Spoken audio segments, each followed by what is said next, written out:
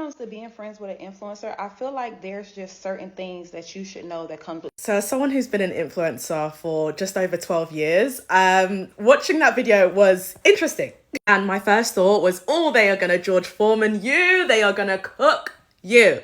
And you know what? I used to have those expectations from my friends, especially my friends who weren't influencers, until it took me time to realize that my friends cannot be my everything to me. And sometimes you have to outsource. One of the best things that I did was just making friends within my industry so that everyone kind of had the same expectations. And I let that expectation go from my outside industry friendships.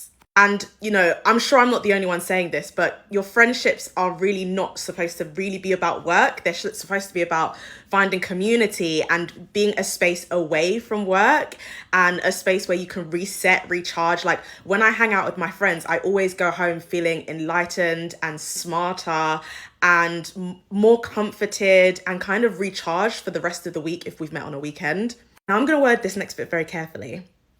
But the media already paints influencers out to be very vapid and very vain and very social media first before anything else meaningful.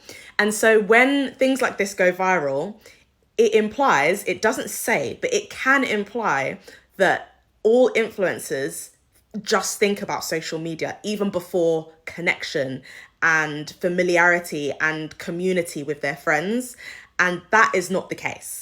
And it is a bit disheartening because I'm so proud of this industry. I know so many Black girls like myself who come from working class backgrounds, who have built their businesses up by scratch without any investment, no outside help. Children of immigrants had to buy cameras, equipment, editing software, all by yourself, funding that by yourself for years and years and years, not to mention the colorism and the racism in the industry. And so I take this job very, very seriously. So to see people imply that we're vapid and we just care about, you know, frivolous things is so disheartening because community is very much part of what fuels my work. That's what helps me go to work on Monday and do my best work because I have an amazing community and amazing like circle behind me.